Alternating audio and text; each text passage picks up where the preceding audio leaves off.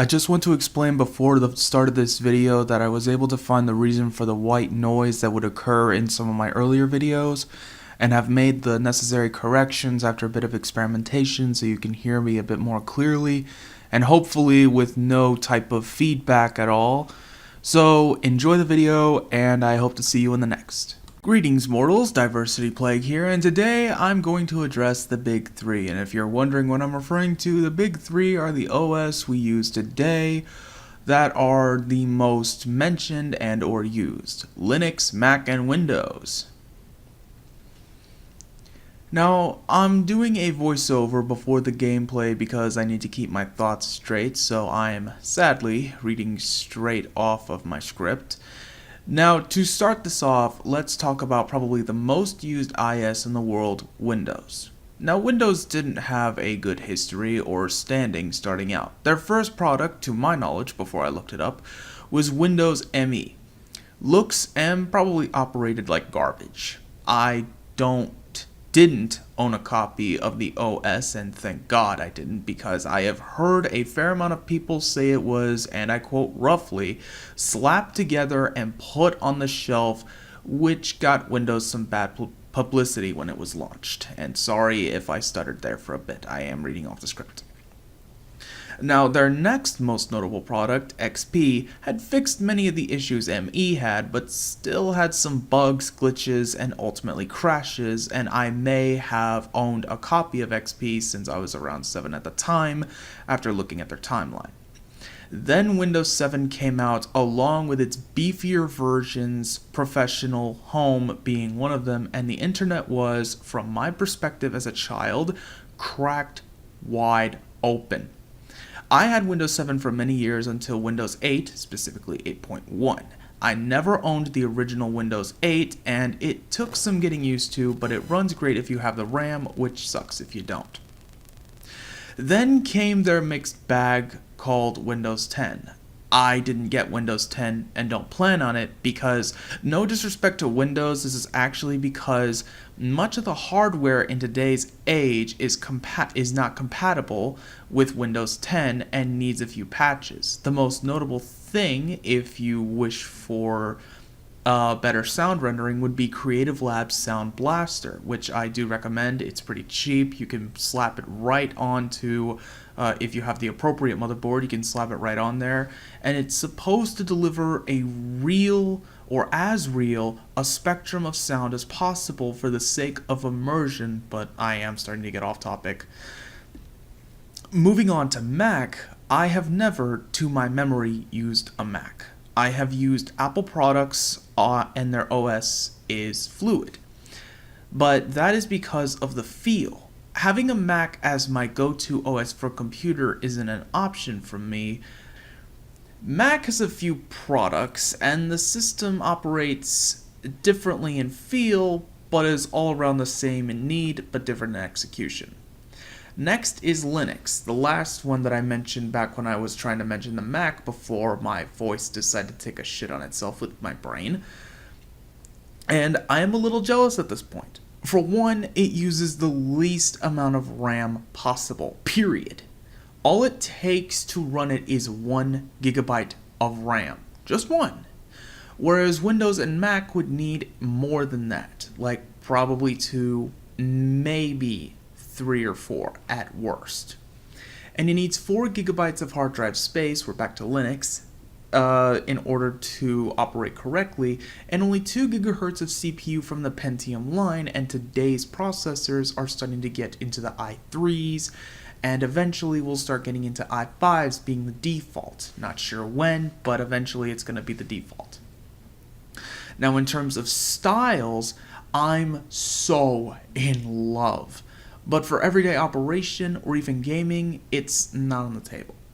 Now for me, I would use a Mac for my internet such as Chrome and the same for Windows, but I would gear my Windows product more to gaming since it has a much greater accessibility with Mac catching up, and so Windows for gaming primarily and even video editing would be for my options, whereas Mac would be for the internet and maybe some video editing if it has the space, leaving Linux in the dust for everything else save for running and maintaining server operations as it uses the least amount of RAM possible out of the box.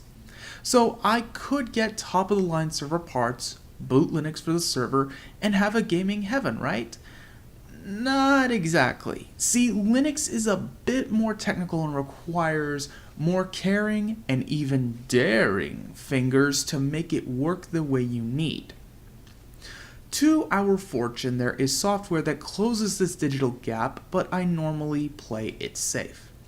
Now, you guys might have the software and your setups are kicking ass, but that may also be from your firewalls or anti-malware services such as Bitdefender or Malwarebytes.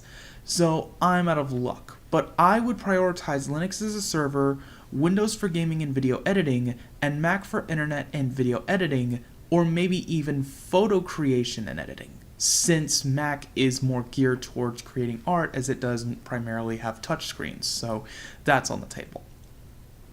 Me personally, and this is me personally, this is not any hate towards any of the big three, you guys have my respect, but you need to quit hurting one another selling these products either as is or trying to get a one-up on your competition. You need to make a new product from your current work. Make something that is simple to use, lightweight across the board, and powerful in execution without needing powerful parts right out of the box or software to fix it up to make it better to use.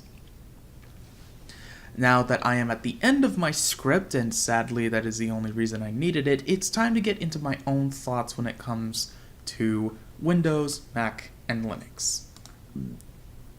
Now, Windows I have operated almost all of my life. I have used Mac probably on a friend's computer, if I remember correctly, but when I saw that it was an all-in-one, I was immediately shut down. Now, I could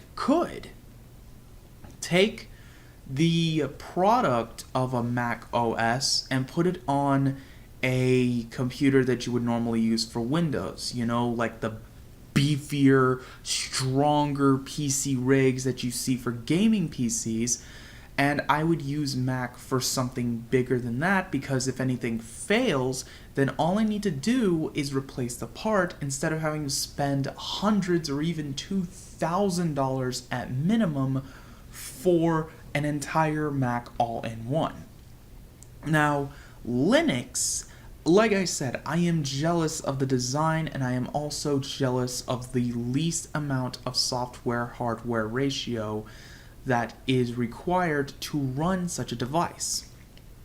In fact, I am going to be clicking onto my Chrome here, so you are going to hear a fair amount of clicking and keyboard typing, but Linux, when it comes to their Windows, oh geez, I hit news by accident, I'm sorry. Alright, here we are. The Linux screen is gorgeous. Like, you have something of a, what is it? A taskbar on one side or the other of your screen, and then you have your shortcuts arranged similarly to how Mac would for their stuff.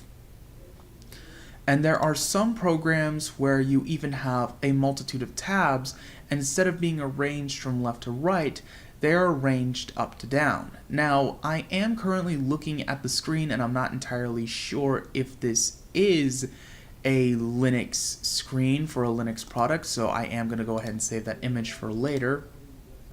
But I am looking at all the Linux stuff and it is just absolutely gorgeous. Now, I'm not sure what products Linux has, but if you are currently listening to this Linux, you guys have some very gorgeous layouts.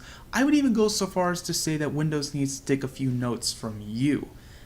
Yes, I know, I'm boosting your ego, but I feel that you deserve the praise where praise is due. Shut up. Let's not get ahead of ourselves. Now, I'm going to go ahead and go into the Mac OS screen, and I'm going to tell it how I see it. So, okay, here we are. This is the Mac OS screen. not too dissimilar from Linux, but when you open up, say, Windows or Chrome, why am I saying Windows? They mainly use Chrome. When you open a file, let's just say, instead of having the three, the close out, magnify, and minimize on the top right, you have similar executions to the top left. Now, while that does get a little disorientating and does take a bit of getting used to, the Macs normally try to use this type of method to minimize the demand of data as much as possible. You can open up just about anything in an Internet Explorer because it does mainly use Chrome, but there are other options such as Firefox, Opera, and the unholy, unprotected system that is Windows. I am looking at you because you do still need to patch this up, Internet Explorer. Now, the reason why I do say that it is unprotected is because, one, I would recommend Chrome, so that's probably why I would want a Mac just for that purpose, because it comes with Chrome right out of the box. But this current picture that I'm looking at does use Mozilla Firefox, and I'm not sure when this photo was taken, so I'm not going to take my chances. I'm actually going to cover browsers later, my personal opinion, because I have used Internet Explorer and I have used Chrome, and I would recommend Chrome more, but I've never used Opera. But I do think I have used Mozilla Firefox when I was in school, but again, I'm getting off topic and I need to stop segueing or going off on random tangents. When it comes to the Mac, it is a little disorientating at first when you're coming from Windows to Mac, but there are a few key differences, and there are some things that are better, some things that are worse. It's all in how you can manage this stuff. Now, I am going to go into Windows. I've used a Windows 7 and I've used Windows 8, and I'm pretty sure all of you have used Windows 7 and 8 as well, but I've never used Windows 10. So, already looking at Windows 10, I'm gonna call it like I see it. This is kind of bullshit. Reason why I say that is because Windows is using something that Mac has already used, and that is utilizing multiple windows or multiple desktops, which in itself does sound cool. Don't get me wrong, I would so approve of that because then it allows for better multitasking. But at the same time, I can't condone it because Mac already did this, and unfortunately they did it better. So, and if you're listening any screaming that is coming from outside, I do apologize, but I'll get into why I was able to do that in a bit. So yeah, Windows 10, kind of garbage. I mean, it's very beautiful, don't get me wrong. It does have its own start menu, its own unique start menu at that. We'll take the Windows 8 start menu and put it into a Windows 7 category. That's Windows 10. Why they didn't just make some compatibility fixes to where you could use this and the program would still be compatible for everything all across the board, I will never know. So Windows, while you did do a beautiful job in combining Windows 8 and Windows 7 and making something different, which does look beautiful in its own right, you kind of fumbled that one and kind of lost a little bit of business. And yeah, so Windows 10 probably is selling a lot, but when people start looking at the fine lines of some of the hardware that's still not compatible with Windows 10, you're going to lose a little bit of business if they can't come up with the fixes fast enough. Now, that is all of the operation systems. I don't think there's anything else that needs to be covered, but I am going to cover why I said Linux would be better for a server, and that is mainly because, like I said, it's lightweight across the board. It only takes 1 gigabyte of RAM to operate all around, whereas Windows 7 and probably Windows 8, probably a watered down version of Windows 8, I'm not sure if that exists, would take 2 gigabytes of RAM. Linux only needs half of that, and that is just from what I searched. So I'm gonna go ahead and end it here. So I hope you mortals enjoyed this video. If you liked it, smack that like button across the face like a beast, and if you are enjoying this channel, please I can't talk today. Please give that subscribe button a smack to the face, and I will infest all you mortals in the next video!